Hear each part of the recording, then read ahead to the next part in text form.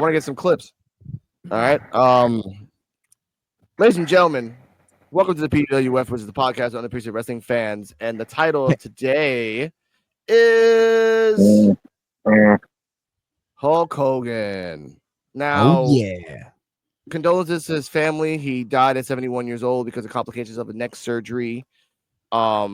I feel bad for that because they had neck surgery, and anything connected to the neck and the shoulders is really complicated. No matter how much money you have, it's just it's a roll of the dice of how old you are as well, how much your body can handle the after effects of surgeries. We'll put that out there.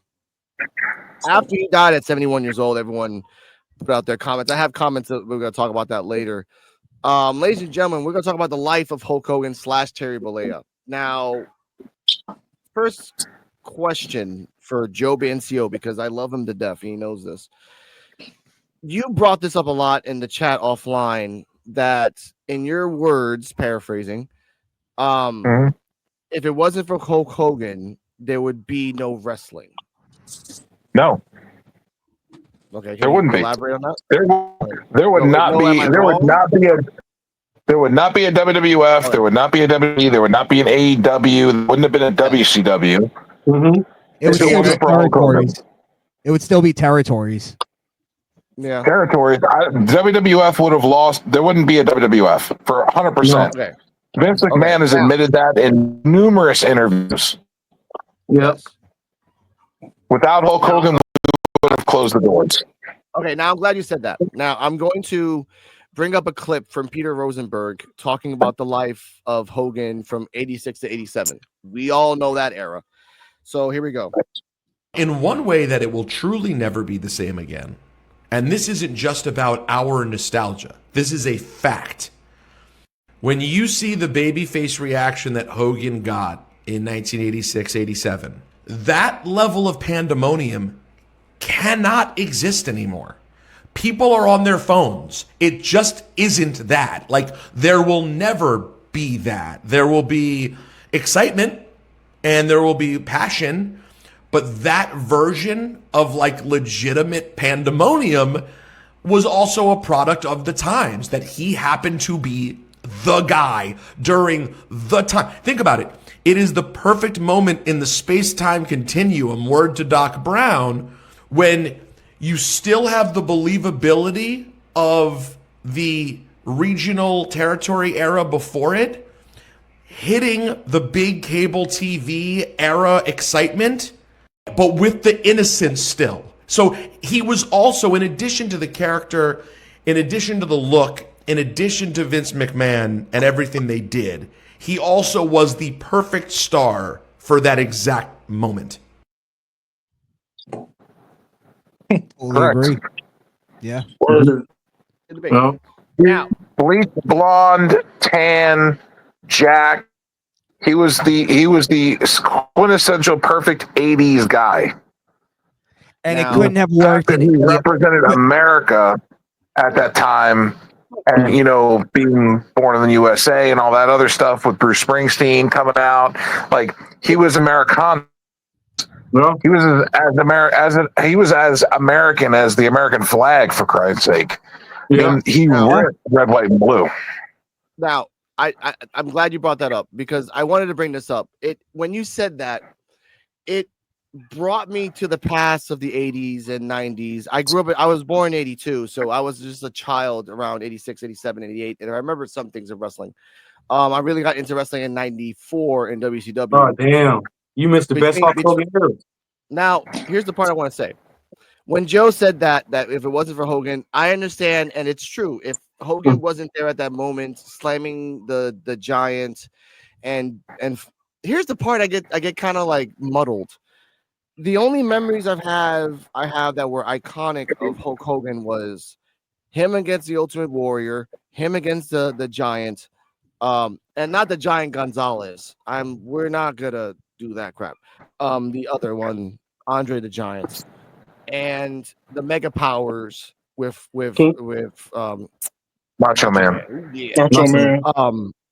Here's the part I want to say. If the part that got me a little irked in my head was that, yes, Hogan was there, but Hogan was not 90% of the timeline of the 80s for me. Because again, there was $1 Million Man, there was Macho Man, there was there was all these other people, Bobby the Brain Heenan, Jesse Ventura.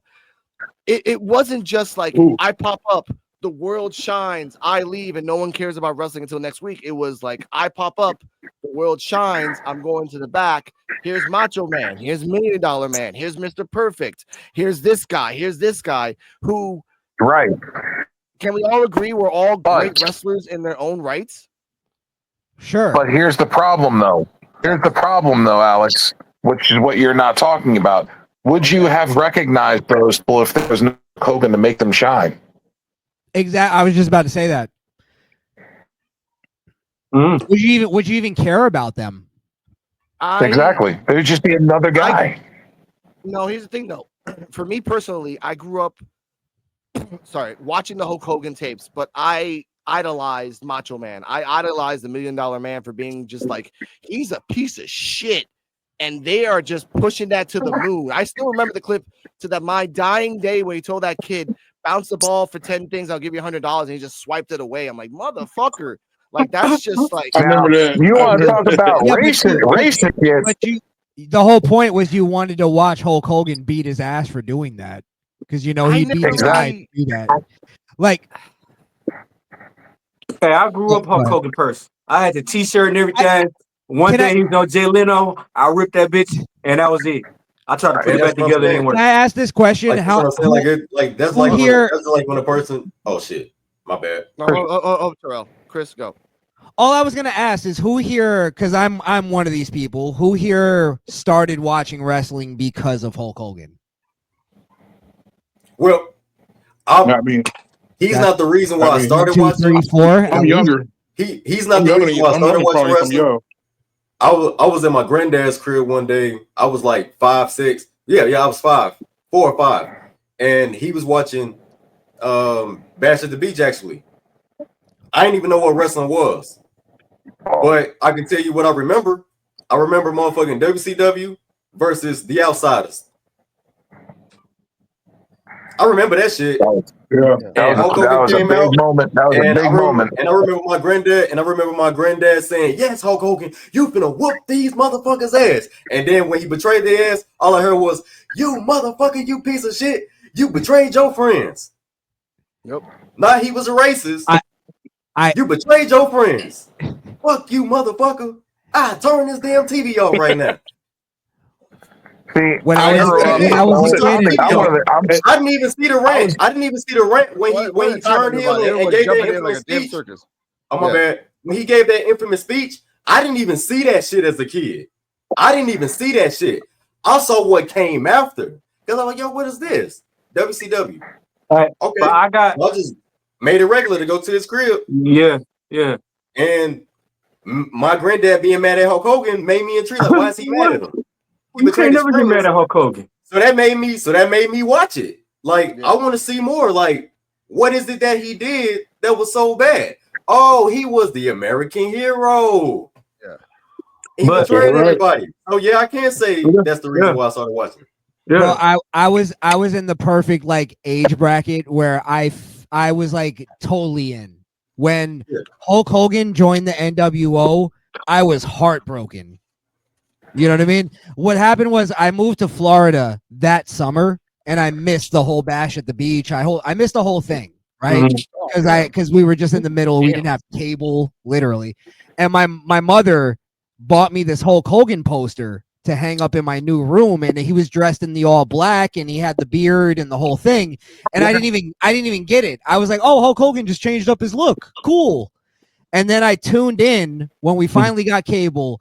And Hulk Hogan was going off about the fans and they were pieces of shit and this and that. And he just finally realized that he was this and that. And I was like, I watched it and I was heartbroken. And I ripped up the poster and my mom got mad at me. See, it could have been worth some money now. Bro, I fell for the whole thing. I was all in on it. And that's what moved me over to WWE. I was so heartbroken about it. I moved over to WWE and I found Stone Cold. And he was my new hero. Okay. Hey, I got into wrestling. That's my I got whole into Hogan wrestling. My story. grandma, she you know, back in the day, if y'all judge me, fuck y'all. I'm not that old still. But my grandma had the betas, WrestleMania 1 Beta. in cassette. Beta Mac. Bro, after I seen Hulk Hogan and Mr. T, Hulk Hogan and Mr. T took them all together, I've been hooked since wrestling since then. Now, I want to bring this back to this about Hulk Hogan 86, 87 up until 92. Let's say like that. Mm-hmm. He only had 14 losses in his whole career. Mm-hmm. All brands. 14 losses only. Greatest of all time. And I will say that Hulk Hogan as a character, he is iconic and he is a legend and he should be honored by Hulk Hogan. This is a half and half of life, ladies and gentlemen. Let's talk about a little thing later. Now, question for Joe, since he remembers the 80s. Would it have been beneficial for Hulk Hogan not to be so egotistical in the 80s and in the sense just kind of like be on his back for a couple other people? You know what I mean? Like just a couple other stars that could have I'll say it like this. If Hulk Hogan would have lost to like maybe 4 more people, who are those people that could have been like that would have got the push in your opinion in the 80s that should have got it? I mean, the people that he lost to were because he was leaving the company or he was taking time off or they wanted to push somebody different. Ultimate Warrior was one of those guys they wanted to push because they felt the crowd was really behind them, and they were. But they were also with Hogan too. It was a very split crowd. I've seen all the WrestleManias live, like not in person, but I've watched them like on TV live as they happen, like at that moment. So they weren't taped or anything like that. No. I've seen probably. I was born in '81, and I've seen all. Damn you go. So you motherfucker. I was born in '82. I was born in '82. Hey, I'm a young buck. My dad, from the time before I could even walk, my dad had me sitting on his knee watching wrestling. He's seen Jesus. His name was Hulk Hogan. That's right, Chris. Hulk Jesus. I'm sorry. Okay. Oh, wow. Oh, we got to press that button. No, not yet. Keep going. Hey, but you know who should have been champion? What? I feel like there should have been a few. I don't know. I don't really know about pushed because they all got a push. What, to be honest, Junkyard Dog didn't go on, really. Andre got pushed. What about Junkyard Dog? Hogan got pushed. Macho Man. Junkyard Dog. Junkyard Dog. He was over. He was over. He should have been champion once. He was like Hacksaw over. Yeah. But he was in cartoons and movies. He was in cartoons and movies just like Hulk Hogan. Hacksaw was one of the most over wrestlers ever, but he was never going to be the top guy. Yeah. No, but it would have helped him. That's what I'm saying. But Junkyard Dog is way better than Hacksaw. But if you look at all the people that Hogan has faced, a lot of people look back at all the people Hogan's faced. They all had just all of them. Yeah. Andre, Big John Studd, King Kong Bundy. Yep. You look at all these guys: $1 Million Man, Macho Man, Ultimate Warrior, Sid Justice, which was Sid Vicious, Ric Flair, Sergeant Slaughter. They all had major runs and pitches. Iron Sheik. They were all there to put over Hogan, though. But they all had major pushes as well. Yes, that's what I'm saying. Hogan was the future at that point. Yeah, yes. They were all there. He was. Yes. Well, what they had to do was, when Sheik won the belt from Bob Backlund, they needed to get the fucking belt off of this Opie Anthony looking motherfucker from Mayberry called Bob Backlund and get it on somebody who was going to be a fucking heel that people were going to hate. So Iran being a foreign country and us being America, they figured we're going to give it to the Iron Sheik because he's going to catch the most heat. Mm-hmm. Yes. Yeah. But once they did that, then they backed themselves in the corner and were like, okay, now we have to create a fucking baby face to take the title back for America. Mm-hmm. Yes. And But that is when Vince found Hulk Hogan. Because Okay. Hulk Hogan was working for the territories at that time, and he went and did Rocky 3. He did Rocky 3 before he was larger than life Hulk Hogan. Yeah. Yeah. Thunder God. What is Thunderclaps? Thunder God, some shit like that. Here's a question for you, And Joe. then it makes you understand why Vince's eyes fucking lit up when he saw Hulk Hogan for the first time and built his entire career around him. It's like 6'8", jacked, fucking looks like he just walked off a fucking beach. Anybody Joe, you keeping away with that. Anybody acting like there was another guy that Hulk Hogan took away that spot from is just fucking delusional. Yeah. Now I want to say the person that a lot of people say that Hulk Hogan took the spotlight from was Billy Graham. He took Billy Graham was never gonna. Billy Graham was never. Superstar Billy Graham was never going to be in that position. Did he take it from Billy Graham? Did he take it from Billy Graham, or was the idea given inspired by Billy Graham? Yeah, but you got to understand. This is what Hulk Hogan did for wrestling. He brought it into the mainstream where wrestling was like on MTV. It was on NBC. It was like the number one fucking thing. Hulk Hogan ushered that in. Superstar Billy Graham was great, and Hulk Hogan stole a lot of stuff, borrowed a lot of stuff, however you want to say it, inspired. But Superstar Billy Graham wasn't that guy. Hulk Hogan just happened to be. It's like what the guy you played before said. He just happened to be the guy in the right place at the perfect guy at the perfect time. That's it's all about timing. Yeah, it's all about timing. Yeah. Yes. Yes. Yeah. And then it goes into the whole thing. I'm sorry. Last thing, Alex. It goes into the whole thing of Hulk Hogan was never an amazing worker. You know what I mean? He could if he wanted to, but if you watch his stuff in Japan, it's a completely different worker. Yeah, but he didn't have to do that. Is the point? He didn't have to. No, he didn't have to. But when he was in Japan, he had to, and he proved why he was a great worker. Yeah. But when do you see Hulk Hogan doing a dragon screw leg whip? Yeah, right. But in America, he was never seen as that. He was was the character. He was the comic book character come to life kind of thing. New Japan Pro Wrestling even paid honor to Hulk Hogan on his death. Because it was 80s, it was 70s, 80s. It was 70s, 80s Hogan. He was the first ever New Japan. He was the first ever New Japan World Champion. Yeah. He brought relevancy over to New Japan. This is what I want to say, though. This is what I want to say. Okay. Okay, sorry about that. Now, we all talk about wrestling now as a whole, that sometimes you just can't have one person be the ace because sometimes injuries happen and sometimes just the crowd stale on them. So we all agree, I think, that sometimes you need about 2-3 other people to have the slack in case of, because sometimes remember when Roman had that thing with the cancer, he left so that WWE had to scramble to make new stars. And we got Bray Wyatt, we got Dean Ambrose, we got Seth Rollins, we got all these people out there. The reason I bring that up is the fact that we learned from that formula of what not to do, what we learned from the 80s, which was like put everything on one person and ride it for 6 to 10 years. Yeah, because that was the rate of Hogan, 6 to 10 years of his reign. Oh, you mean they didn't do that with John Cena?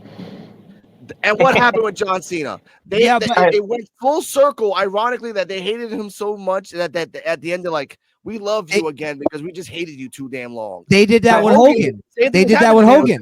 Hey, y'all gonna tell me the hip hop? Y'all gonna tell me the hip hop industry didn't do that with Drake? Yeah, that happens with everybody. That happened with Hogan. But you're kind of missing the context of I'm sorry, I just lost my train of thought. Jeez. I'm almost done. Go ahead, finish your thought, and then I'll.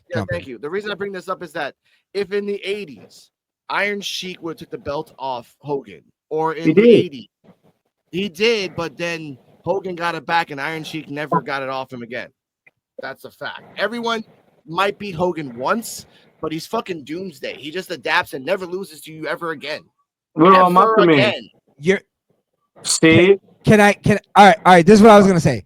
You're missing the context of, like, for instance, the Attitude Era, right? Mhm. Where Vince got super lucky that he had all the stars that he had, including The Rock, who was able to easily take the number one spot after Austin had to take his break, right? Mm-hmm. If you're lucky as a promoter, you have two. If you're lucky as a promoter, you have one great star. Mm-hmm.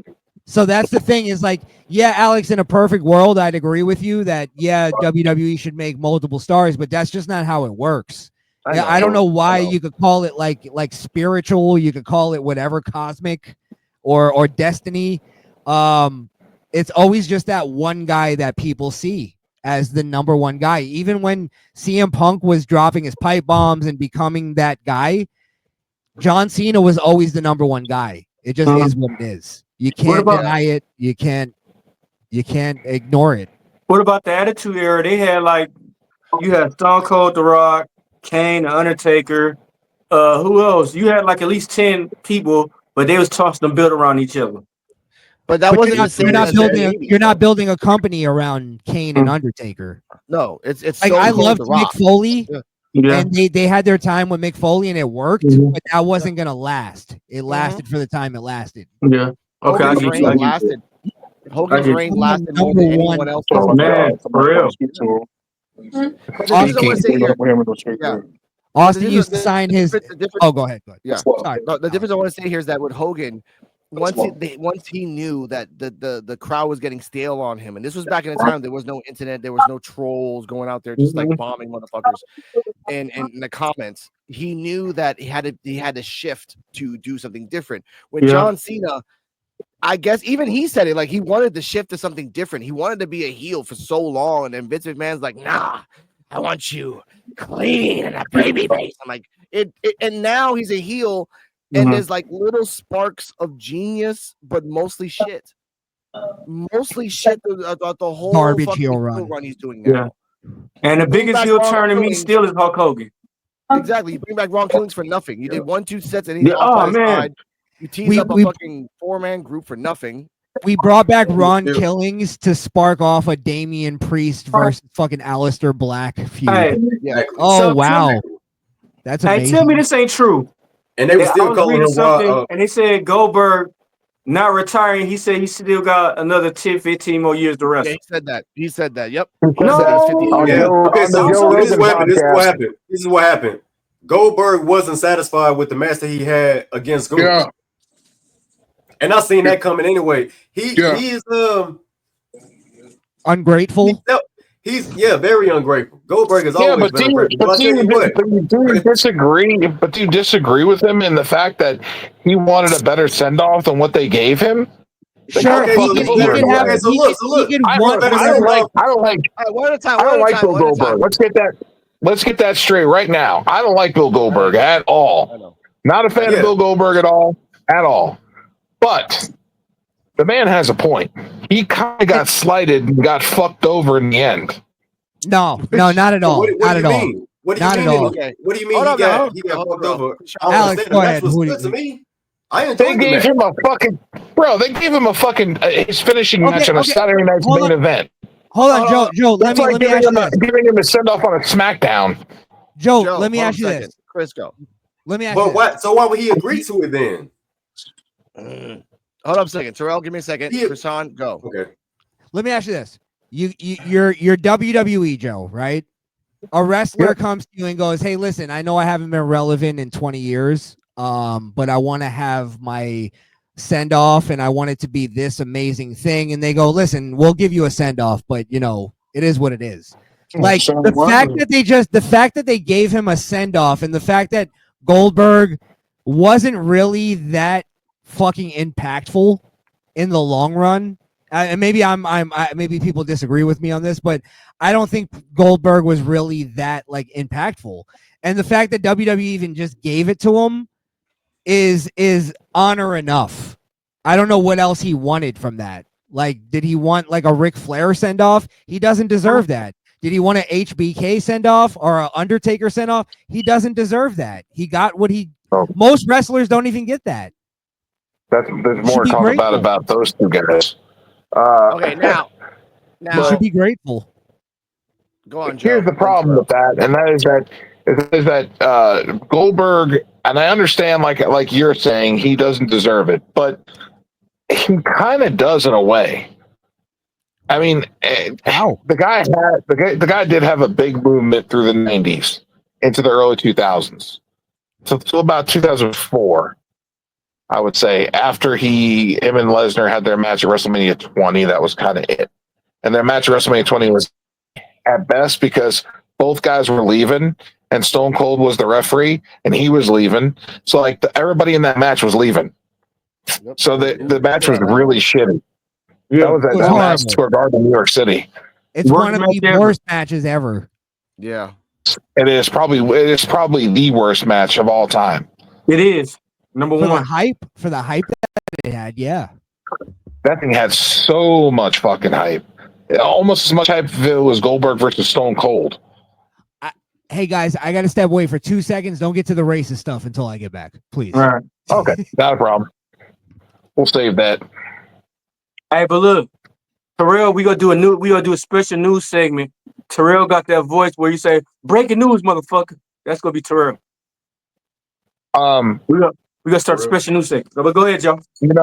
Talking about Goldberg, I get where he's coming from. I understand it, and he's doing what Ric Flair did. Ric Flair had a good send off. Not saying Goldberg did, but Ric Flair had a good send off for WrestleMania with the Shawn Michaels moment, with the super kick and "I love you" and all that, and then he super kicked him and pinned him and then hugged him and held him after knocking him out. Like, he had a huge send off, and then that Monday Night Raw after it, when everybody came out to honor Ric Flair, and then what does Ric Flair do? Goes to TNA and starts wrestling again.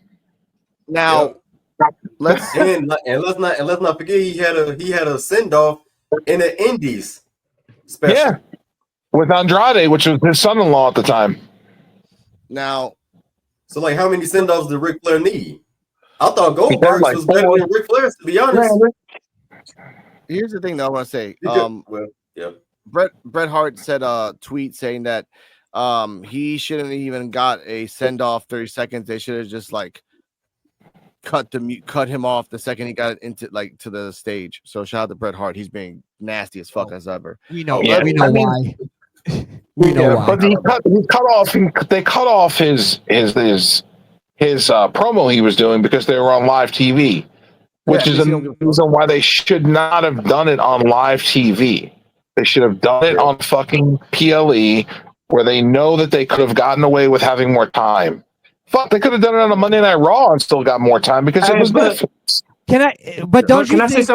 Don't you think that Goldberg would have gotten further if he would have just went to WWE on the low and said, "Hey, do you think you can give me another speech and we'll just on a Raw or something just to say goodbye to the fan?" Instead of going on a podcast and being an asshole about it. Yeah. The better way that they could have done it was they could have done it to where he beat Gunther in some way. They had it. Listen to me. They had him beat Gunther, and then they would have Gunther challenge him for the championship and tell Goldberg, "Look, when I beat you, when I take my title back, I'm going to put your career in the grave. I'm going to kill you. I'm going to kill your whole career. Why don't you just put it on the line?" I was like, put it all on the line. And have Gunther just go on a tear. And then when it comes to SummerSlam, you could have had Gunther destroy Goldberg. Destroy him. Obliterate him. And then Goldberg could have given a fucking speech at SummerSlam at the end. And then but they said I was listening to Buster Radio. I listen to them every morning. They said Goldberg, how you said after he did the on the mic thing, they said that was bigger than what he would have did if he was doing it live. Most wrestlers have to end their career on a shitty indie show. That's where I'm saying he needs to be grateful. He got to end it on the biggest stage of them all. Ric Flair ended it. Yeah, but this is what my point is, where he didn't even really make that big of an impact. His impact was in WCW, a company that shut down 25 years ago. And Flair's big impact, Flair's original huge impact was in WCW as well. NWA, AWA, and WCW. And WWE His huge too. impact. But Flair is an icon in wrestling. That's not fair. But Flair has but at the same time, he fucking slapped WWE in the face because they gave him a good send off. And then he went back and started wrestling again. Yeah. But let's I wouldn't say he slapped him in the face. It was more of like a desperation. Now, let's pivot because again, I love this fucking show for this reason. Now, let's fast forward to 2005. Racism. Rest in peace to Bobby Heenan because he says this about Hulk Hogan. Everybody's made a lot of money with that man, and a lot of guys don't like him. Other guys like him. I can't say anything bad about him. He's been fine to me. You have to judge people by the way they treat you. And he's never hurt me. He's never done anything that I know behind my back. So he's okay. He's been great for this business. I mean, face it, I don't see anybody that's ever been stronger around the world than that man. Of course, television had a lot to do with it, and a lot of people put him over.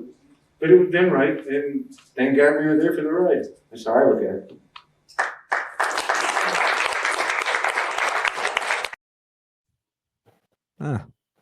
The brain. 2005, by the way. Bobby Hogan. Yeah. Bobby. By the way, shout out to rest in peace to Roddy Hogan and the person that made the song American Hero. They all died on the same week of Hulk Hogan's death. Like, this is just Malcolm and Ozzy. Like Rick Derringer, and he died actually on May 25th.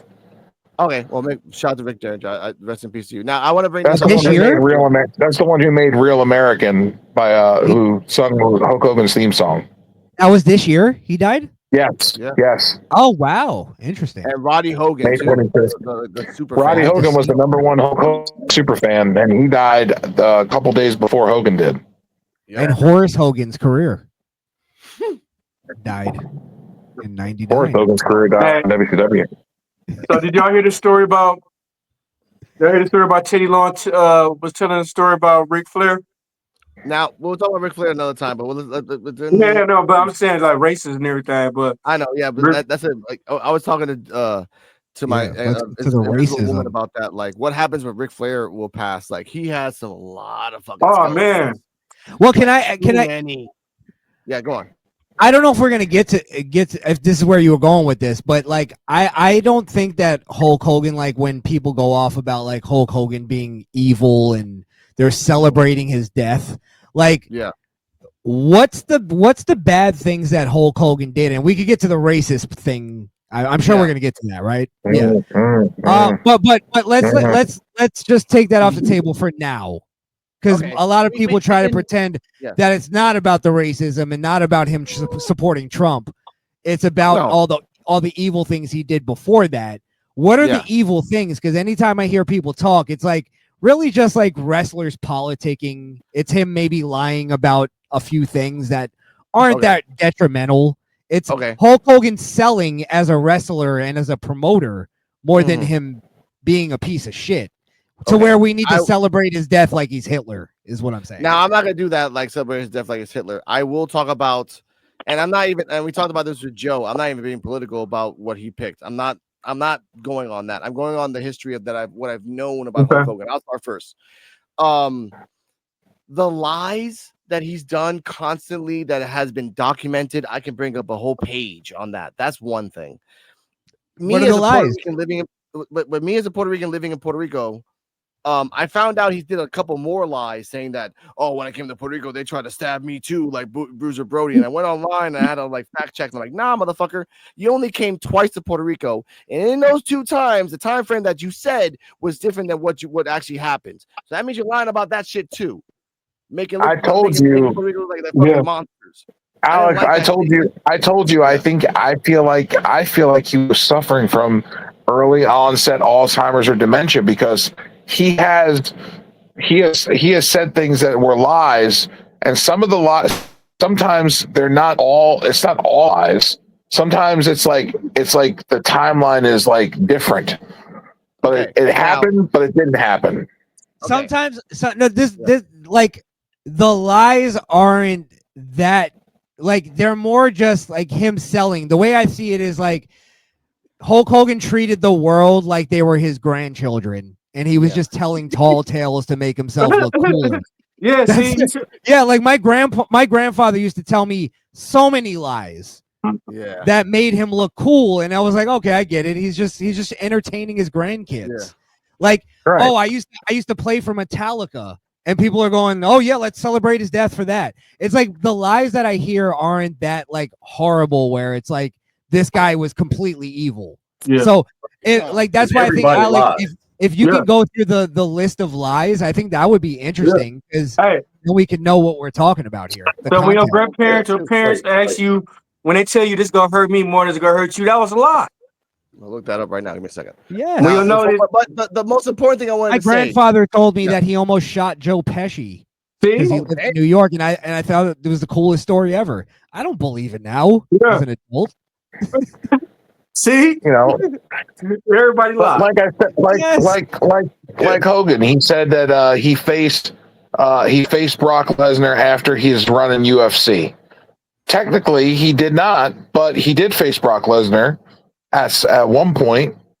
But it wasn't after his UFC, but he did face Brock Lesnar. So technically, it's not completely a lie.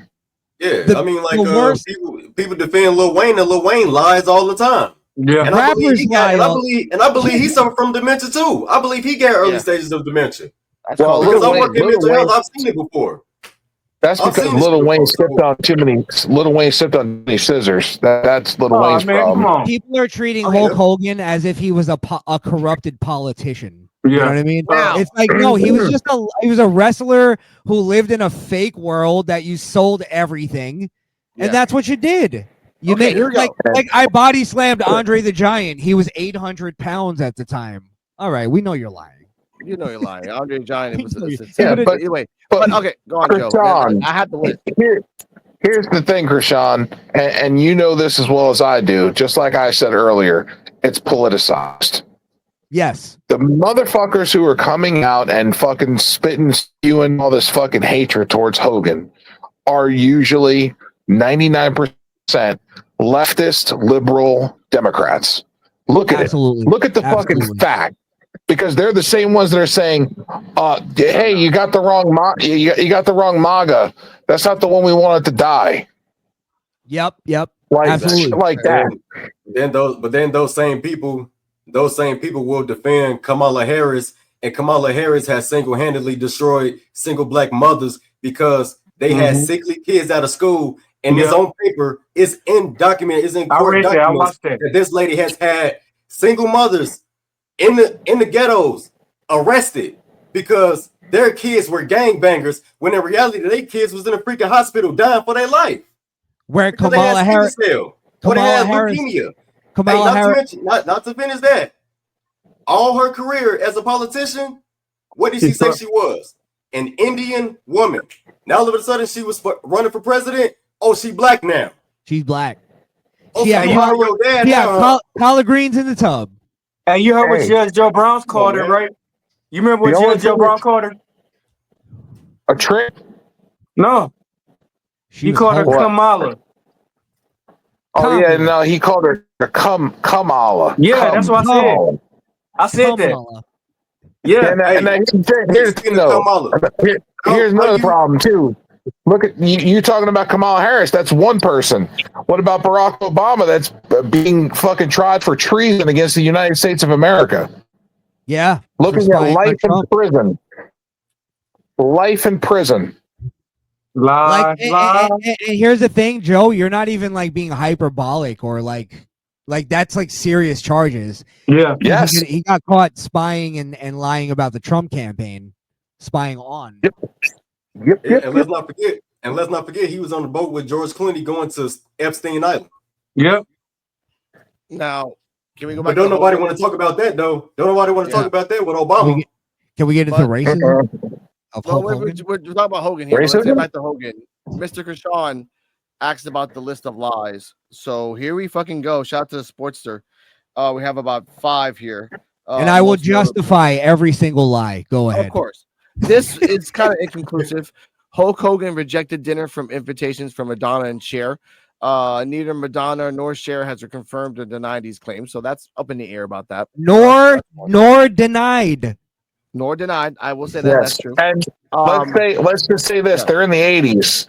Madonna, Cher, and Hulk Hogan were widely as popular as each other in the 80s. Yeah. Absolutely. So seeing them go to dinner, I don't see where that would be unplausible. And to see Hulk Hogan rejecting them for dinner, standing them up, I could see that. He loved his wife at the time. He was married to her for 26 years. Yeah, and Elizabeth. He was in 2 strong relationships. Damn. Yeah, he was double dipping. All right, we're also, by the way, we're trying to find the lie that justifies celebrating his death. No, again. So far, I'm just saying things as it is right here. Vince McMahon asked him to return to WWE after his TNA run. He says that supposedly after 2013, he got a call from Vince and Triple H wanted him back, and this also tracks back because Hogan did return in 2014. Here's a confusing part, though. Hogan then started talking about his late 2000 runs with the WWE when he said McMahon wanted him to wrestle The Rock as for WrestleMania as a heel. Not so much of a lie here, but it's still a bit weird that Hogan would mix these 2 runs up when they happen a decade apart from each other. Wait, so we crucifying a man for lying?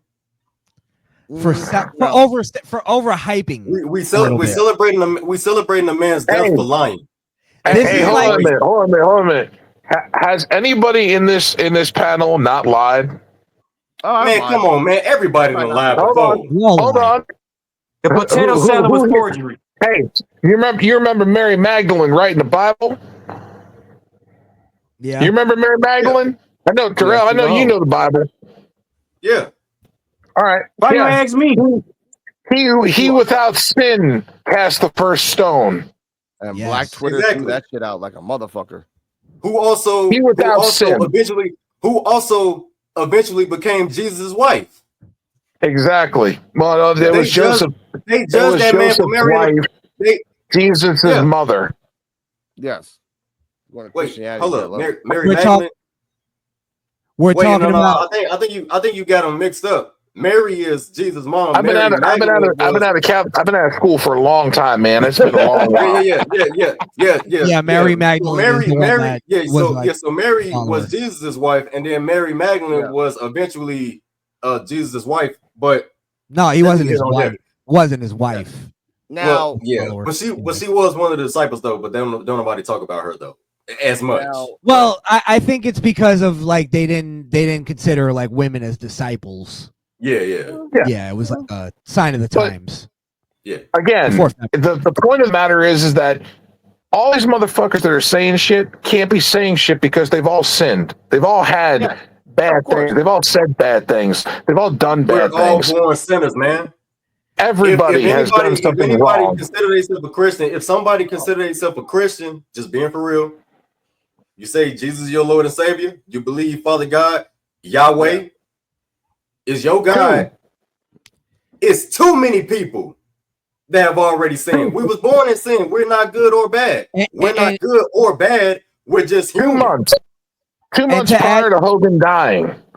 2 months prior to Hogan dying, he was baptized again because he said he wanted to be close. He wanted to be closer to God. I have a clip. He wanted to reconnect with God again. Here's the thing. Here's the thing to add to the Christian perspective of it, because I am a Christian. The whole thing is really like summed up with that. It says you find God, you will find forgiveness.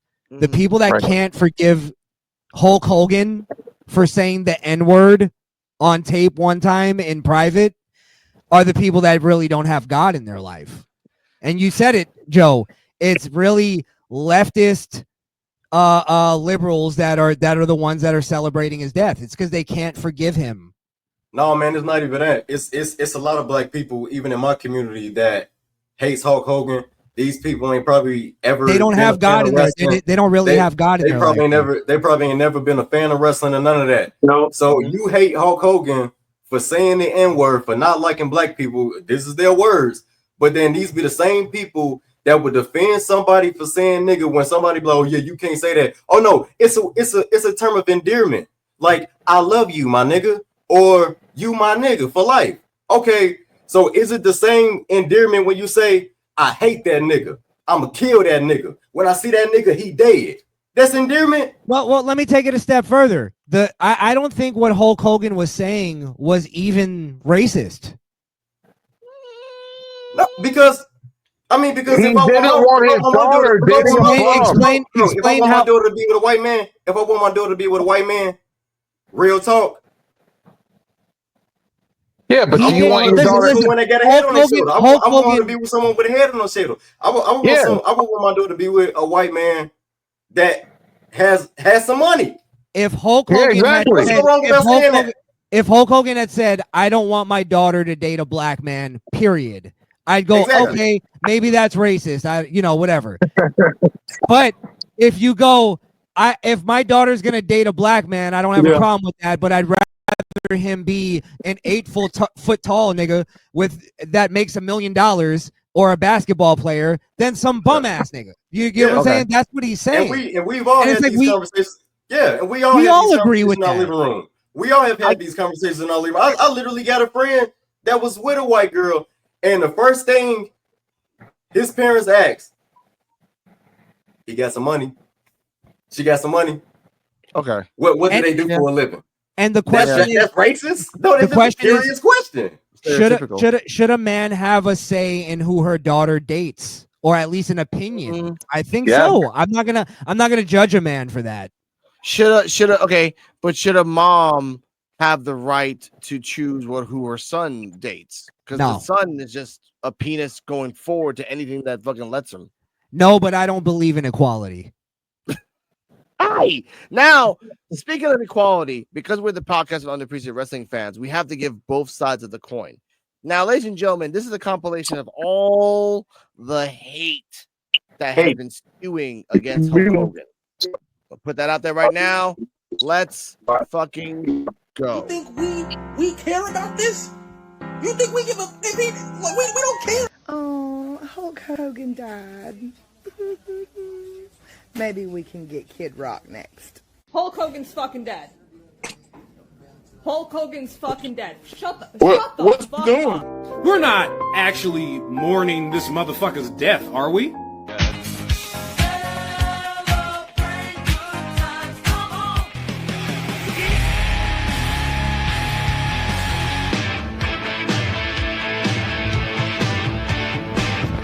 Bye! Goodbye!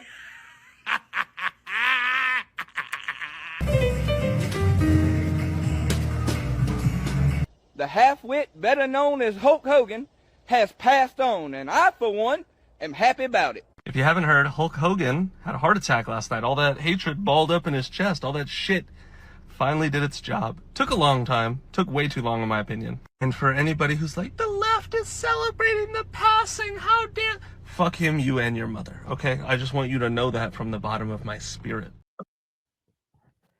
You notice how you could tell that they're all leftists. Hold on. Chris, all lefties.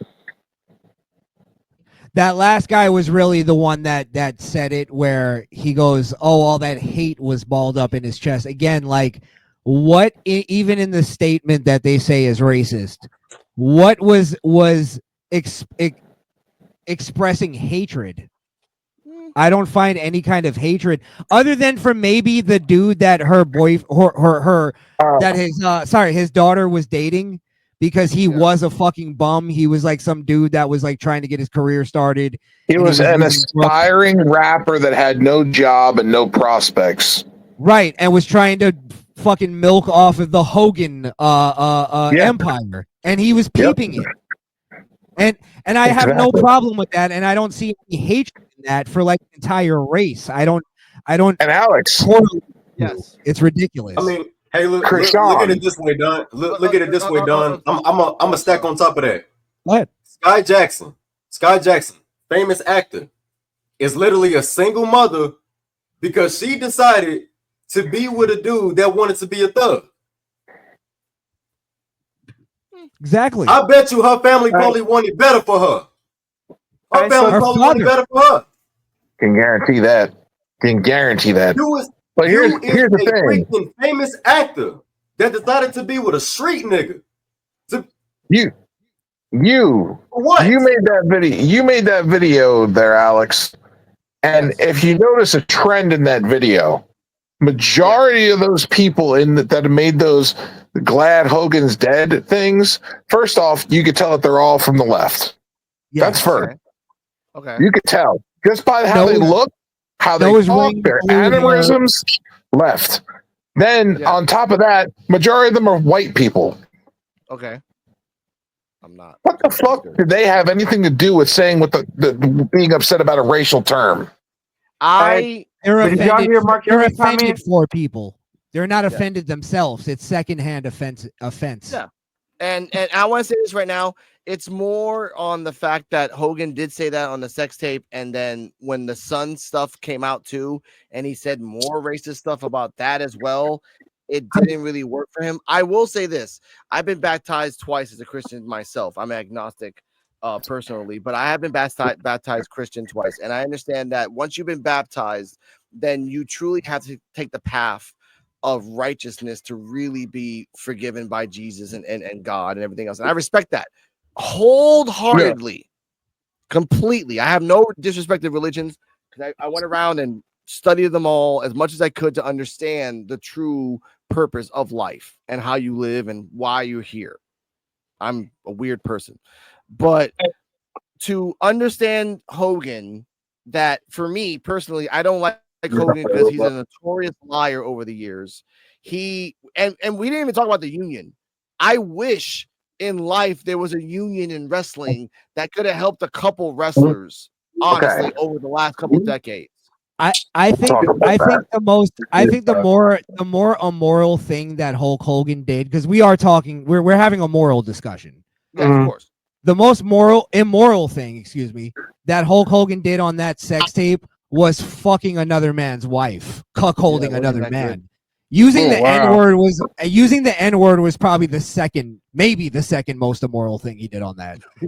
Like that's what I'm saying. Like people really have their priorities messed up where they just don't understand morals. They don't, and it's really people who don't have morals because they don't have God in their life. You can't claim to have morals without understanding that our morals come from divine command. It comes from God. We don't just create our own morals, because otherwise we'd all have it'd be subjective. Yeah. Everybody's morals would be the same thing. And he has the final say so. Like to judge anybody, period, is a bad thing anyway. I mean, it's distasteful. Did y'all hear there is righteous judgment, but I get what you're saying. Like if it's not righteous, like you're judging like again, celebrating somebody's death for saying something that you didn't like. That's ridiculous. And we also got to keep in mind that we do not know this man personally. We do not know this man personally. Right. We do not know this man personally. Yeah. So did y'all hear the comment we do not know Terry Bolea. No. We do not know Terry Bolea personally. We don't know Terry Bolea. It's people out there that's real deal dealing with some shit, and see, social media is a mask for people. But then again, you celebrate his death for quote unquote being racist, but then you sit up here and hug your uncle that molested you when you were 7. Yeah. What about bro? Oh, go ahead, Kane. Now, hey, check me out. Now, I done heard 2 issues with Hulk Hogan. Now, the interview when they first said he was racist because he said the N-word, bruh, it wasn't as bad as people thought it was, because I actually heard the fucking interview. I heard it. I listened to it. It wasn't as bad. He was quoting something that someone else said to him. He was quoting it, and it wasn't as bad as folks thought it was. But then the second one, hey, it got no holds barred. But I know for a fact, bro, he not as bad as people think he is, bro. Yeah, he really not as bad as people think he is. That guy right there, he quoted what they were saying, and if you would have heard the interview, I might still have the interview. I might still have the interview. It wasn't as bad as people thought it was, bro. Yeah. Like for real. Let me ask this. Oh, go ahead, Kane. Sorry, I'm sorry. Okay. So it wasn't as bad as people thought it was. You know what I'm saying? Because he was quoting something that somebody else said, and the person that he was talking to was recording the whole conversation between them, and that's what blew it up to what the fuck it was. And it's private. Yeah, the person. Yeah, and then like I said, I actually heard the shit. It wasn't what it was. Now the other shit when he said something about when he said some shit about what his daughter and all that other shit. Now that's a different fucking ball game right there. But did y'all hear the comments? Ball game. Well, do you think that was racist? What he was saying? Me, I mean, I'm used to. I'm gonna tell you something. I'm in Mississippi, bro. Oh, I'm in Mississippi too. I'm in Mississippi. Mississippi. Columbus. I'm in Mississippi. So let me tell you something about Mississippi, bro. I done heard two white people call each other the N-word back to back. And I'm looking confused as fuck. Okay. I mean, they going in back to back calling each other the N-word. I saw in Florida. Zilla and Jacob call each other nigga all the time. They did it in the interview. And they Samoan. Look, here's the thing though. Intelligence, if you're smart enough, you're an intelligent person, you use a dictionary. You look up the terminology in the dictionary. The dictionary will say that the terminology of the word nigger is an ignorant person. Yeah. Until though in 2018. Hey, Joe, you right, Joe. The NIGGA, it's supposed to mean something different. Joe, let me add. You gotta have the A in there. Let me add like a little. I'm sorry. Let me add a little caveat to that because in 2018 they changed the definition of racism.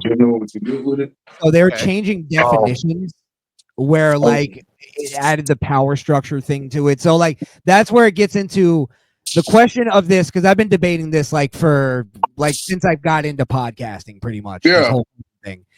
And my thing it's boiled down to this. Because we all agree here that the context of what he was saying wasn't really racist, right? It's just the fact that he added the N-word to it that it rubbed people the wrong way, right? Yeah. Because he didn't want his daughter dating somebody that was a bum. Right. But if we all agree here, since we're all in agreement on that, I think, except for maybe Alex, but go on. Then we have to come down to the fact that then we have to question: is just saying the N-word, just saying it, removed of all context, is that racist unto itself? I don't think so. Hey, personally, I'm just gonna be real. Personally, I think people are too fucking sensitive nowadays, bro. Yeah. Because shit don't really bother me, and I'm in one of the I'm in the part of fucking United States where that shit lingers. It lingers. Let me tell you something real quick. I lived in Louisiana for a while. When I lost my job doing security, D-Walk was down there too. When I lost my job doing security down there in Louisiana, I could not get a fucking another job. I couldn't even flip fucking burgers. They wouldn't hire me. You know why? This right here. No, the color of my damn skin. Because I was white. Oh, okay. I was white. I tend to find that black people. It was bad, bro. Because I was born in New York and I grew up in the South in Florida, and I tend to find that black people in the South aren't as sensitive to that word as they are in the North and the West Coast. Yeah, it's like I don't know what it is. Maybe it's just part of the culture or what, but I find that like I've seen a lot of white people growing up in the hood saying the N-word and it not being a problem. Like people will some black people will look at it and go, wait a minute. and then they'll go, no. Another black person will go, no, he grew up around here. It's all good. Yeah, like you have somebody to vouch for him. Yeah, you're right now. You're right, but be honest though, it's because that particular person that grew up in the hood. Yeah, he didn't grew up in the hood like from a young age. Yeah, I was young age. When I was growing up in Chicago, we wasn't taught. Hey, don't hang out with them because they white. Don't hang out with them because they Mexican. No, we went off of actions. Hey, don't hang out with him. He a gangbanger. Don't hang out with him. Hey, he sell drugs. You can't be with them. Hey, they be bullying. Hey, little Michael be bullying people in school. I bet I catch you hanging out with him. Not because he was white. It's because he be bullying people in school. Yeah. But when I came down south, and you know what I'm saying, being in Mississippi is a little different. But I didn't really see how race, when I didn't even say prejudice, how prejudiced things could be until we got this Chick-fil-A out here in Columbus. And a friend of mine who is an atheist tried to get a job there. They told him that he couldn't get the job because he atheist. That's yeah. Hey, for real, I'm gonna tell you something. You gotta be Christian, not Catholic. Yeah, you have to be. Not Catholic. Hey, listen, let me. You gotta be Christian to work at it. I'll say this though, I'm all about freedom, so I'm all in favor of, like, if you run a business, I'm all in favor of discrimination. Like, if you're black and you don't want white people to work for you, well, go ahead. If white people don't want black people, if you're a Christian and you don't want atheists to work for you, go ahead. Yeah, I'm gonna tell you something. I'm gonna say some real shit. I'm gonna tell you some real shit. Check me out. I'm gonna tell you some real shit. You be honest. If you in the South, you always need that one or two white guys. If you black, you need that one or two white guys, bro. Oh, wow. That's everywhere though. You need that one or two, and guess what? They need you too.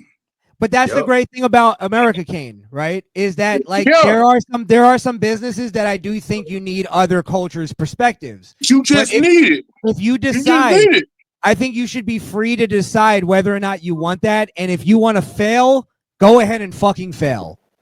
If the other person succeeds, because other people can give you a different perspective. So you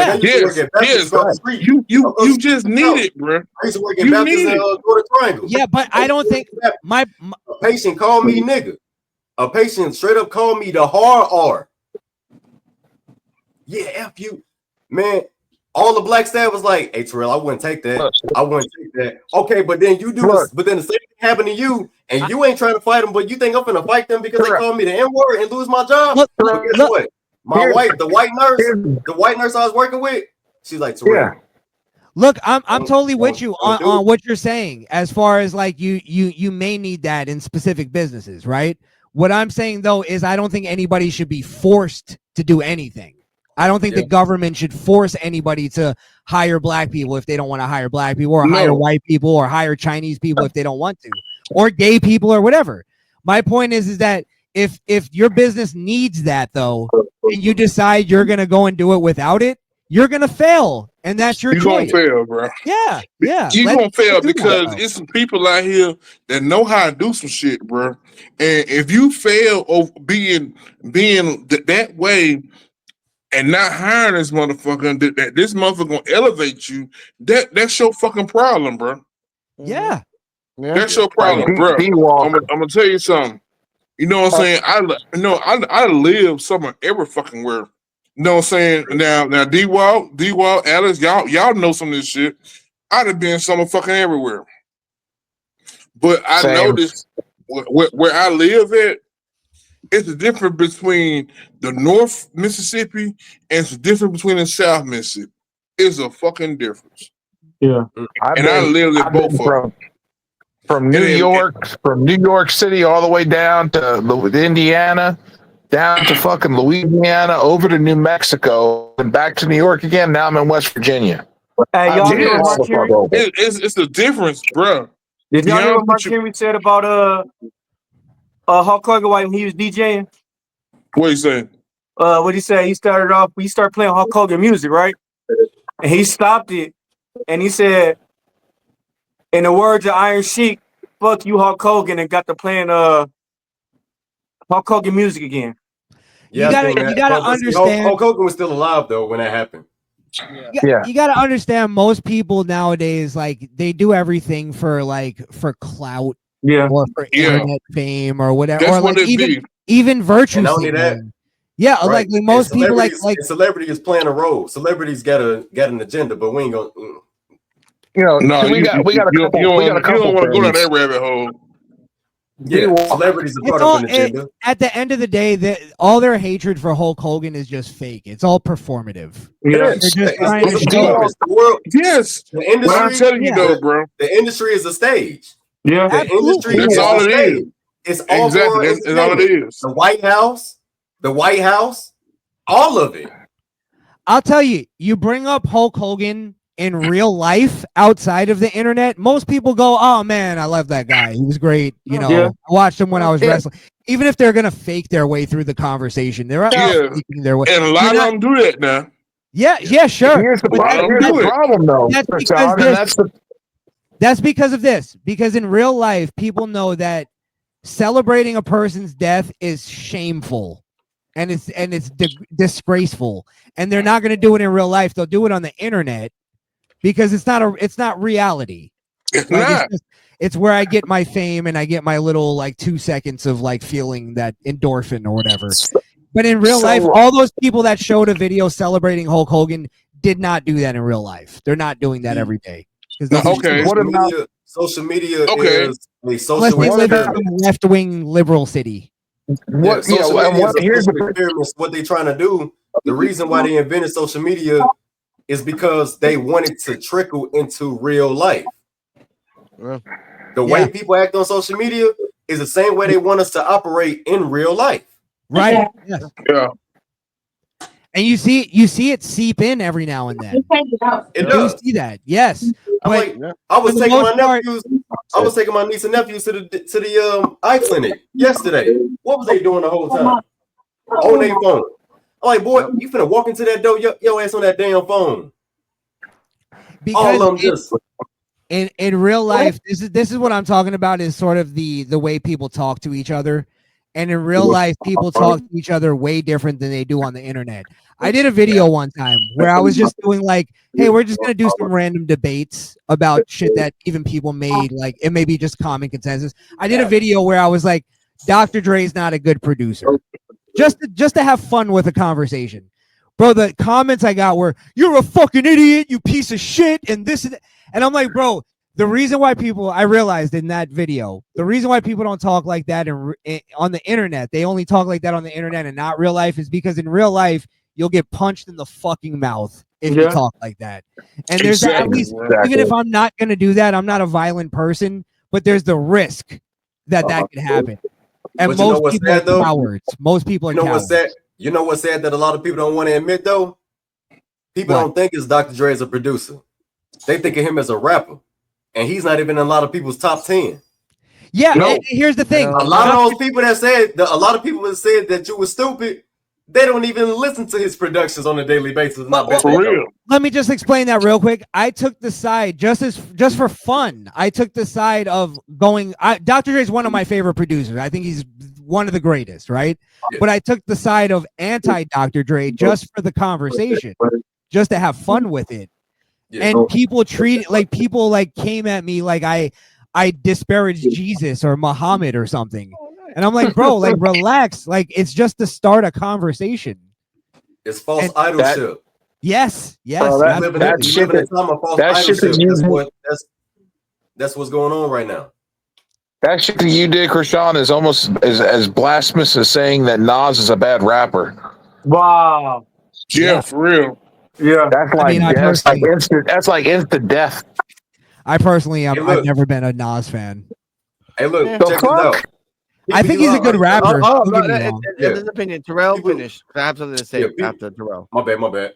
But people used to get argumentative with me when I used to say that Big Crit, J. Cole, and Kendrick Lamar was my big three. Oh yeah, Big Crit. Yeah, they used to get mad. They used to get mad, but then I was like, nah, J. Cole contradicts himself too much. So my big three is gonna be Wale, Big Crit, and Kendrick. You know the reason why people used to get mad at me? So you ain't gonna include Drake? That's my opinion. Yeah. Right. But that tells you one thing though, bro. You can't satisfy everybody. Yeah. You can't. Kane, the difference was that like back in the day, I remember people like doing top 10 lists was just like a fun conversational starter. Now it's poison. Now it's like you're gonna go to war with people. Kane. Yeah, you remember when we used to do that shit on TikTok? You said what now? Go live and just listen to music. When we used to go live together and listen to music. Yeah. On TikTok, and we used to have people just vibing and chilling. Man, we got to get back to that. We got to start getting some people back into that because we got to start chilling some people out because I feel like people got no chill no more. Yeah, and I love discovering new music. I love discovering new music. Don't thread me with no good time. It's true. Like people got to start vibing and chilling more. Like relax. Like stop fucking trying to make somebody's death like a fucking celebration. Like you're gonna have a fucking birthday party or something. Now, like that's like, just real. Also, Joe, like his death changes their life in any way. They weren't fans of Hulk Hogan. Like him dying doesn't make their life any better. He wasn't a terrorist. He wasn't a pedophile. Like, what are we celebrating here? He said something that you didn't like. They celebrate. These motherfuckers will celebrate kitty diddlers and fucking sexual assault people, people who beat on their wife more than they'll celebrate these people and fucking be fans of these people. But yet Hulk Hogan says one bad word and it's like he's crucified for life. These same people, Joe. I literally have people that tease me for loving wrestling as a kid and loving wrestling in high school and still love wrestling to this day. That even chimed in on the fuck Hulk Hogan train, and it's like you motherfuckers don't even watch professional wrestling. Yeah, these are the same people. Exactly. These are the same people we're talking about. The same people that forgave Chris Benoit before Hulk Hogan. Fuck off. I don't want to hear about it. That's an iceberg. I'm literally in a group about. Hey, to be honest, that shit that opened another fucking door. That's a bunch of nonsense. That's an iceberg. That's a bunch of nonsense. He killed his family. There's no evidence to anything else. Can I want to say something real quick. We could get into that one day, Terrell. Yeah, I'm down for that. Me too. Now, I can with a whole lot of facts. Me too. Me three. I know, Mr. Joe, Bubba the Love Sponge. Oh boy, came out with a couple of videos after Hogan's death. Let's hear one or two. He's really milking this. I think the Hogan people really made a mistake. If they just would have told the truth, it would have completely debunked me. I mean, it takes all my bullets away with regards to having a scoop on something that I know they're lying about. If they would have said, yeah, you know what? Hogan's not doing so good right now. He's having complications from a neck and back surgery. We're very concerned. Please pray for Hulk. None of that. It was always, he's doing good. He's doing strong day by day. We're good. I mean, Jimmy Hart alluded to the fact that they were at karaoke on Monday. Well, I mean, do you think people were covering for him, or do you think that these people close to him were getting false information? I think that they were covering for him. I think that they were freaked out that I was so correct that they didn't know what to do. They got bad PR information. That, and along with Seth. Remember when we watched Bischoff this past week and he was re-promoting on Fox and Friends that they just signed a deal with Fox Nation? Yes. And remember when I said, just look how tired and sad he looks? Yes. They knew. They've known for a long time that he wasn't going to. This guy makes me sick. I just can't even stand him. Okay, we got another clip later. And Krishan, I know he doesn't. I know people. I don't like him. I get it. But here's the problem, though. He was right. Yeah, but again, it's not like he was right on exposing Hulk Hogan on some kind of corruption or some kind of scheme or something. It's like Yeah, Hulk Hogan probably didn't want people to know that he was getting close to his deathbed. It's like a lot of old school guys do that. They don't want people. Norm Macdonald didn't tell people he had cancer. You know what I mean? Like he doesn't want people to know he was weak in that state. But this is a PR thing where no, but PR what's wrong with that? What's wrong? What's morally wrong about that? You know, I don't know if there's anything wrong with it. I mean, you want to die, and you just want to be left the fuck alone. But when you're an icon and a symbol like Hogan was, you would think that he would want to have the prayers. You would think that he would want to have and see all the love from the fans as he was leaving. You know what I mean? I think it's more proof maybe Hogan had a little bit of a change in his life and he didn't really care about that anymore. And maybe it was like more of like being like, I'm not gonna burden people with that. I'm gonna just live my life. If I die, I die. Like people are, and look how people treated his death. Do you think like maybe he was like, you know what, I'm not even gonna do that. I'm just gonna die. Like another thing, it's the one time you'd expect Hulk Hogan to take the spotlight, and he didn't. He did. No, he did. He did. I actually have a clip right here. Him saying that he gave himself to Christ. Like that's the one thing he did online. No, that kind of like that's giving God the spotlight, not him. Yeah, true. Yeah, but go ahead, play it. I'd love to hear it. Well, brother, as an entertainer, you want to sell tickets. And you really don't want to split your audience. You know, you don't want to say, I'm a Democrat or I'm a Republican. You want all kind of people come to see you perform. I stayed silent for so long. It was killing me. My apologies. Okay. That's the one talking about the war. This is his last thing. Actually, I don't have that. I don't have that one. Actually, my bad. My apologies. That was MAGA Hogan. Yes, that was MAGA Hogan. Yeah, My apologies. You don't have the baptized one? No, I don't have the baptized one. I wanted to respect, like, he did get baptized, and he did say in a video that one of his biggest regrets is like he could have, like, he had the chance to reconcile with Roddy Piper, but he never did. And after that, he gave himself to God, that he knew that he needed to let go of all the hate. He needed to let go of all the mistakes that he did. And I will respect him for that. Again, all religions are respectful and where we are in the P.U.W.F. So if he gave himself to God to clean himself of all the sins and all the shit that he did, then fine. I respect him on that. Here's the part that I get mad that Joe, you are right. Bubba loves Sponge, and like you were shitting on him when we talked about this shit weeks ago. And I was like, it's kind of fucked up that he's kind of saying this shit, but it's weirdly like prophetic.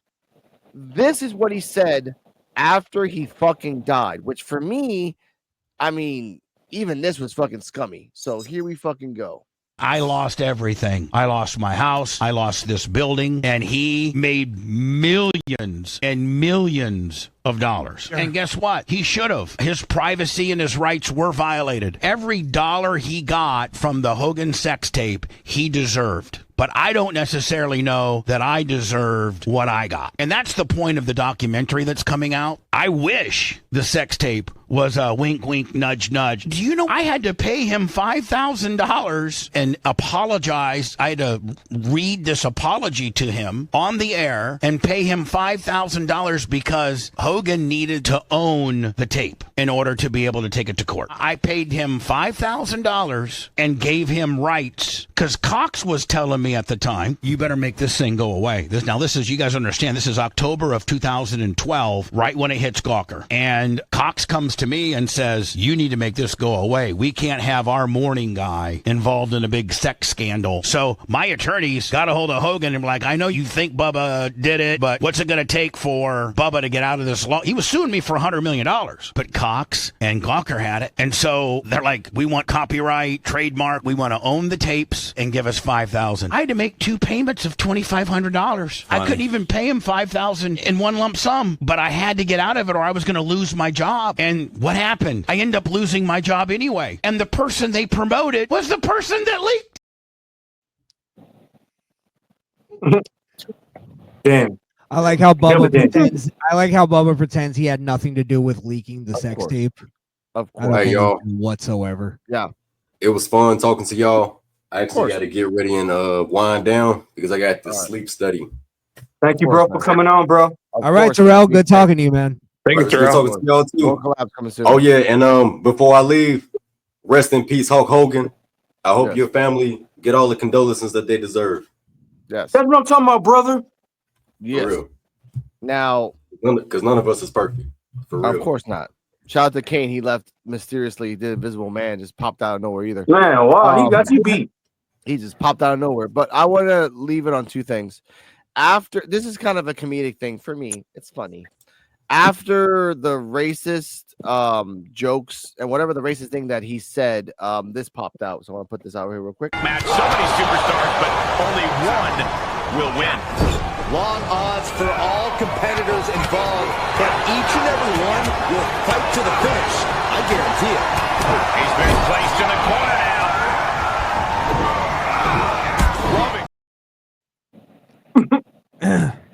More liberal pettiness. That's I found is. that. Hey, But the I wanna- internet is go on. undefeated. Now, okay, I want to say this for final thoughts. I don't, like I said, I don't hate Hulk Hogan as a person because he did revolutionize wrestling in the 80s. He did revolutionize wrestling in the mid 90s. Even though Alex. I was a major Sting fan. Yes.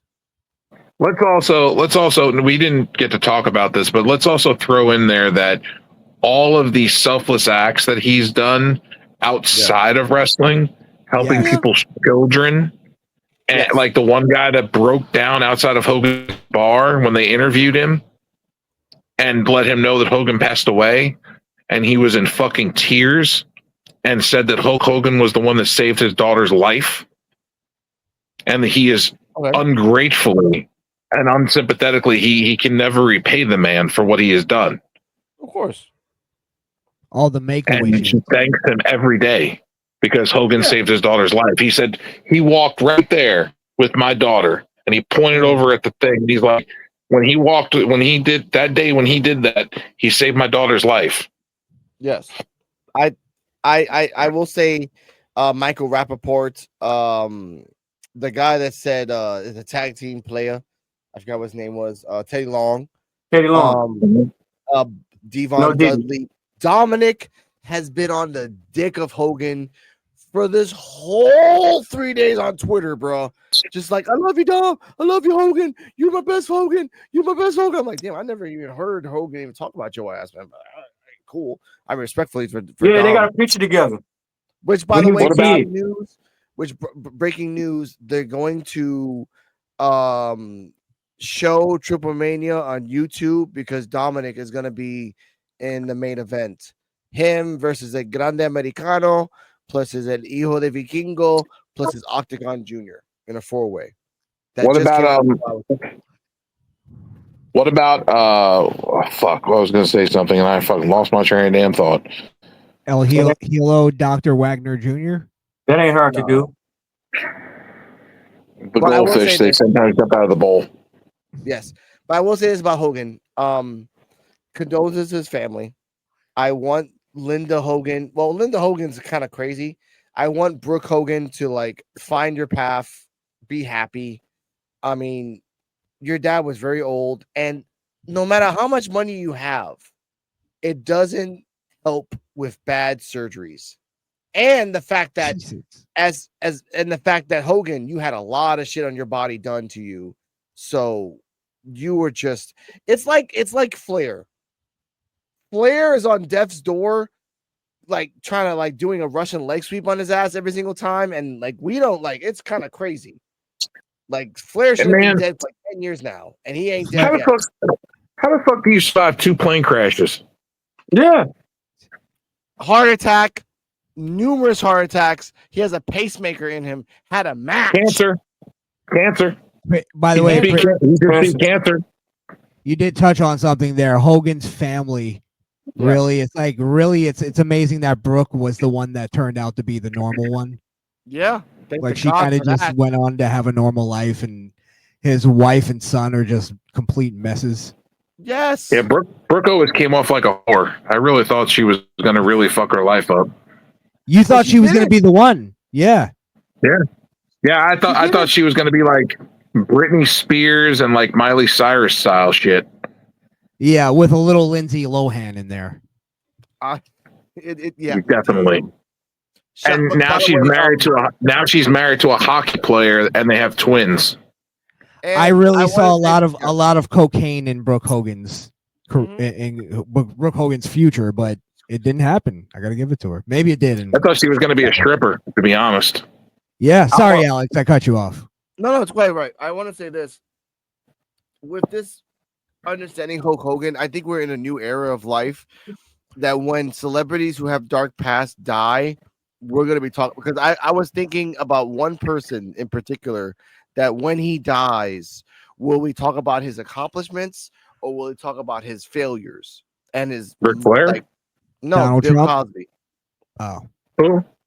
Bill Cosby. Don't forget about the hoodie. I'd compare it more to Donald Trump.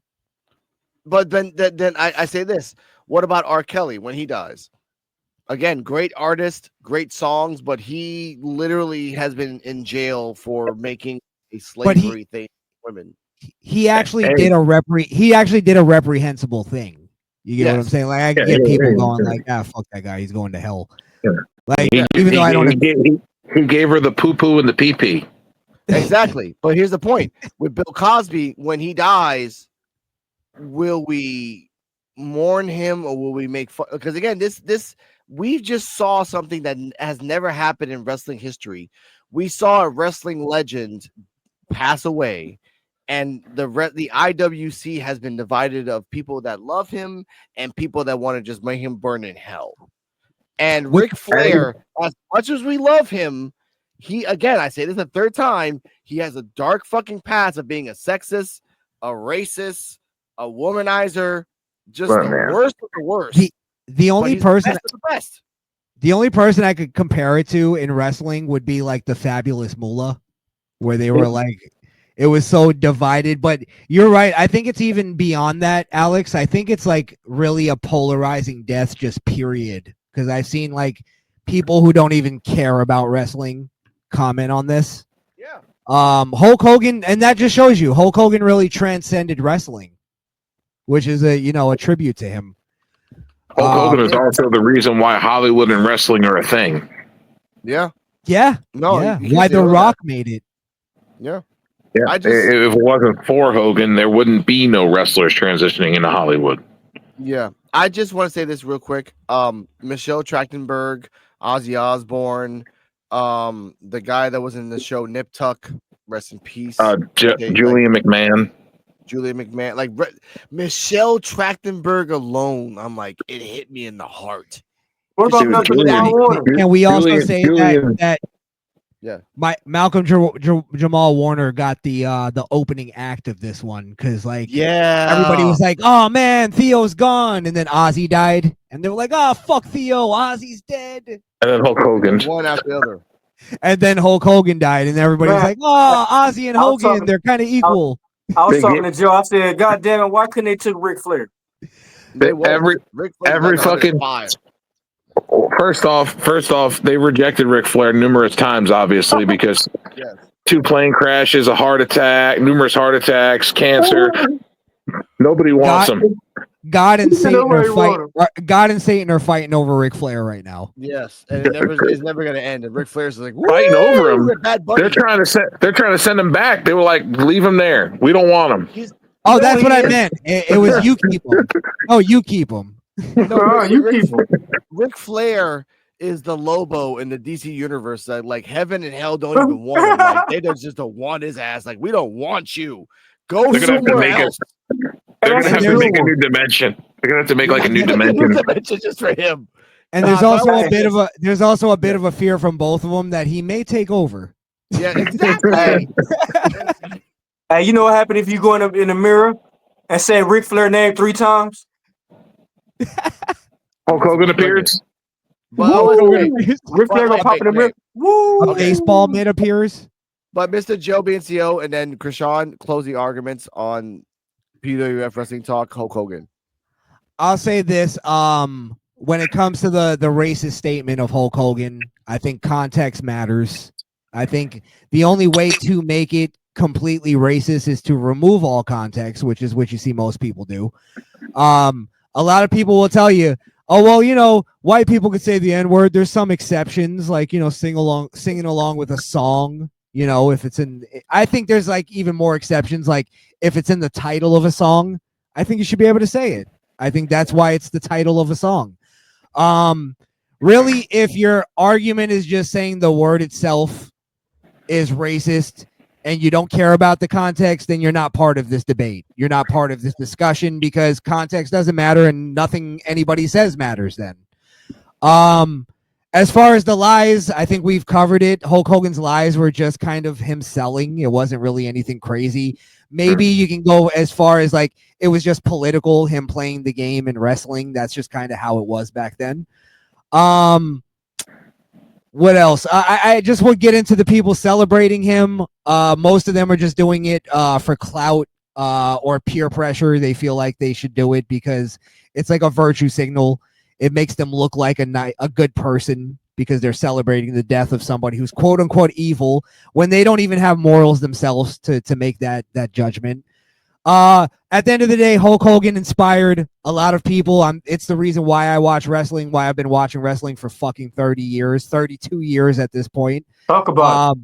He captured the imagination of all of us.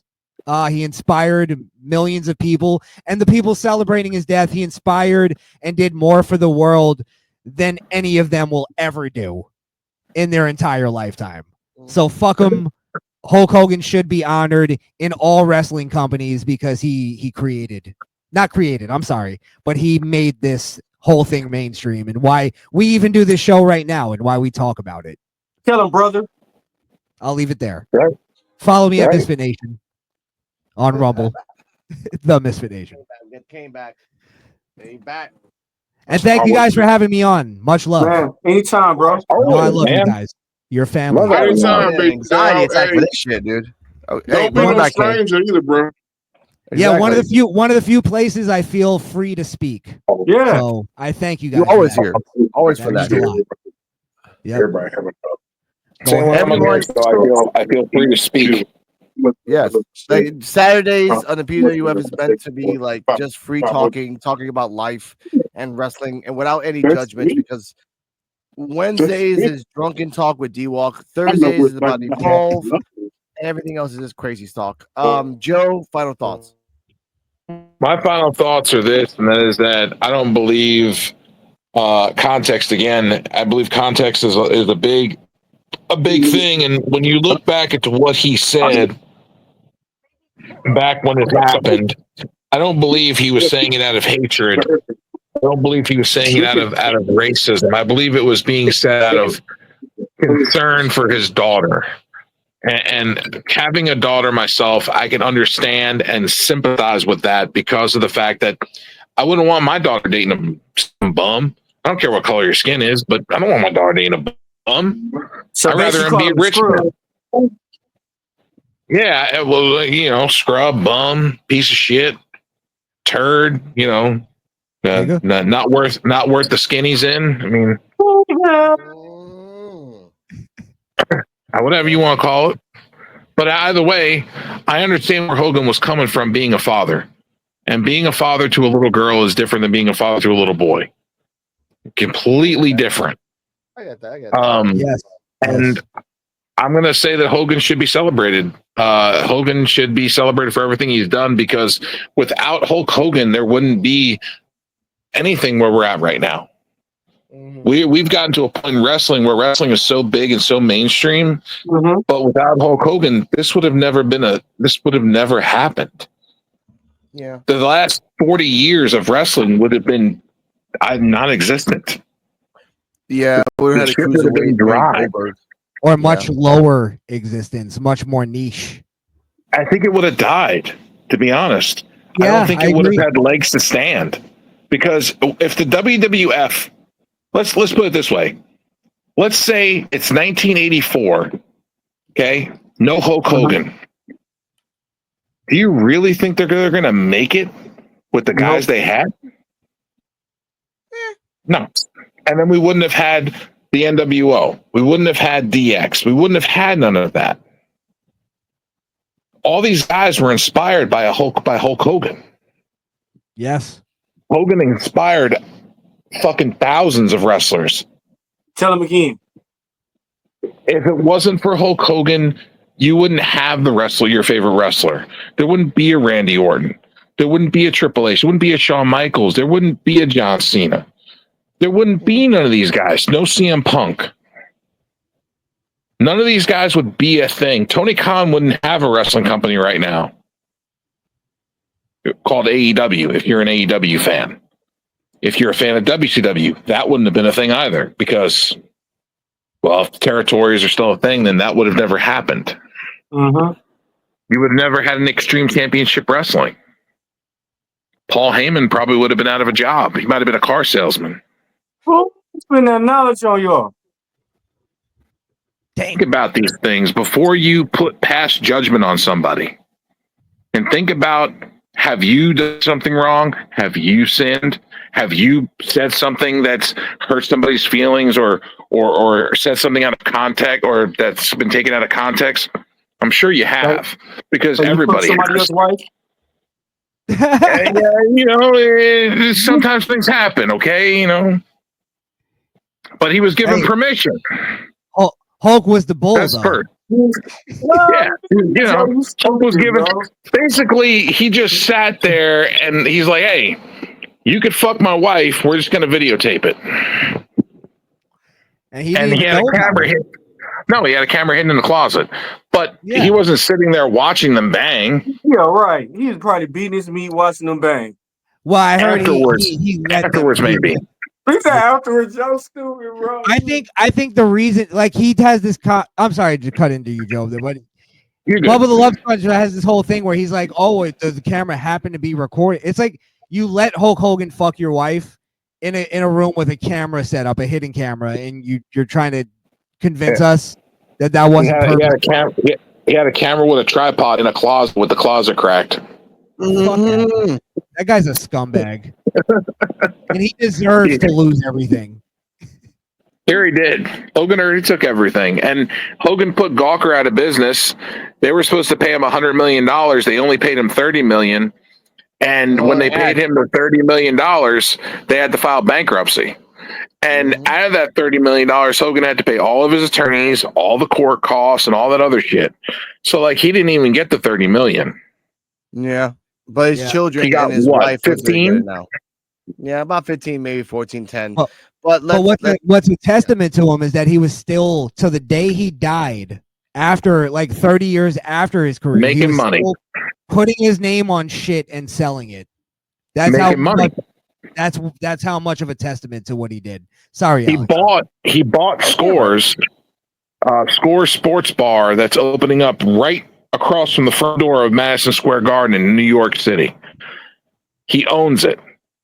Him and that guy partnered up. That's to be Hogan's Sports Bar, immortalized across from Madison Square Garden now for the rest of eternity. That's good. And he has Hogan. And then he's got the beach bar, and he's got Hogan's Hangout. That's good for him. And I will say, for Hogan, your legacy will live on Forever. Brother. Forever, brother. Yeah, look at WWE. Yeah, and the point I want to say is that for the future generations, just learn to shut your fucking mouth. Don't say racist things, and maybe Not only that. Far. Not only that. More than that. There's more than that. Stop being so fucking sensitive. Thank you, Joe. Stop being so fucking sensitive. Stop with the fucking, he said a mean word. Boo hoo.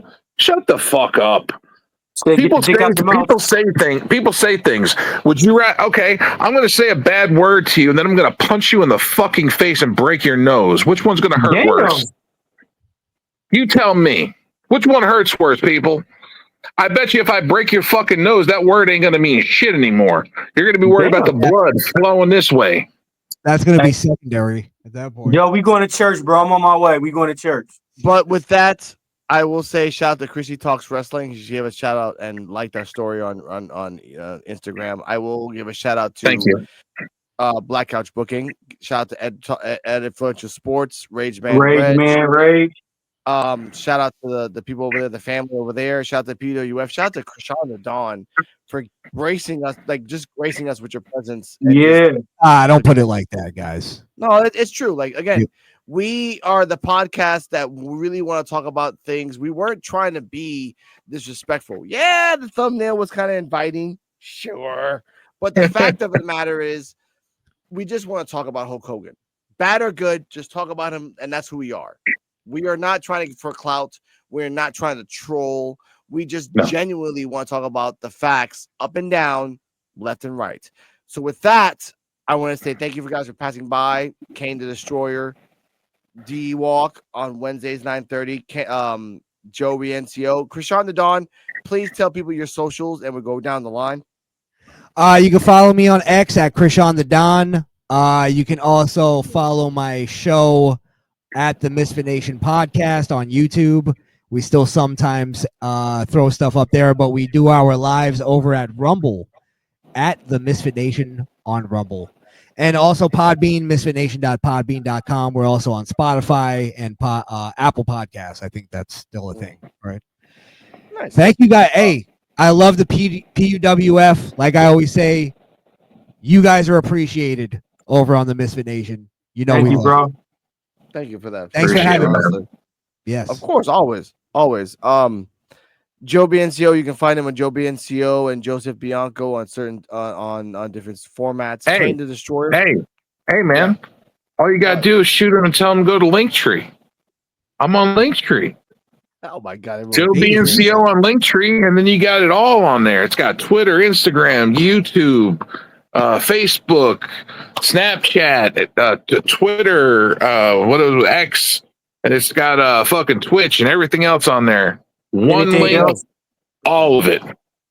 Linktree / Joe BNCO. Kane the Destroyer, please tell me where you're from and where they can find you. Kane's in his world. I love it. Kane, you're muted. Can't hear you. And he's chilling with stuff. All right, D-Walk. Oh, he's muted. He's muted. Yeah. Kane was coming across like that cartoon Billy Goat just chewing on a sandwich. Yeah. Emperor's New Groove. Emperor's New Groove. Hey, you can find me on Dennis D. Walker Facebook. Dennis Walker Facebook. Goddamn. Twitter D Walk 3000. Goddamn TikTok.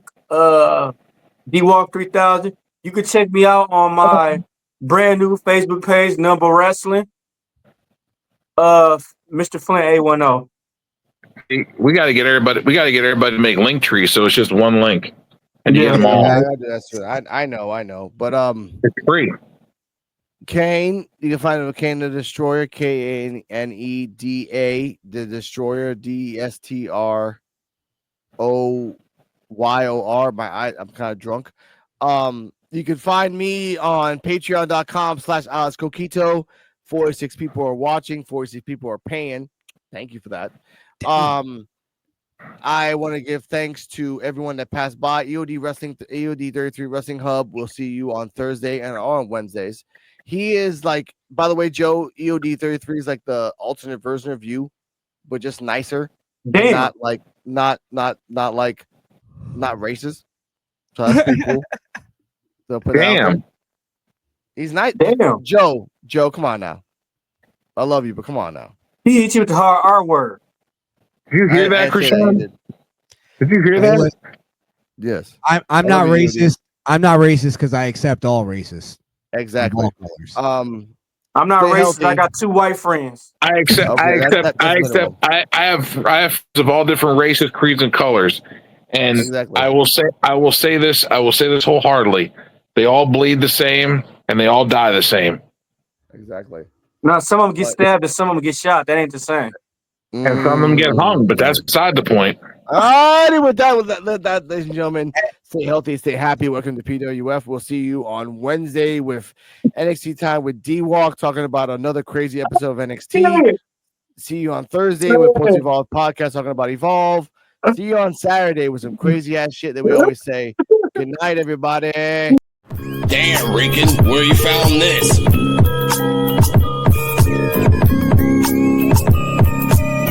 P.U.W.F exclusive. This is the podcast for underappreciated wrestling fans. If you don't like it, suck our D-Walk, Joe BNCO, and the Invisible Man.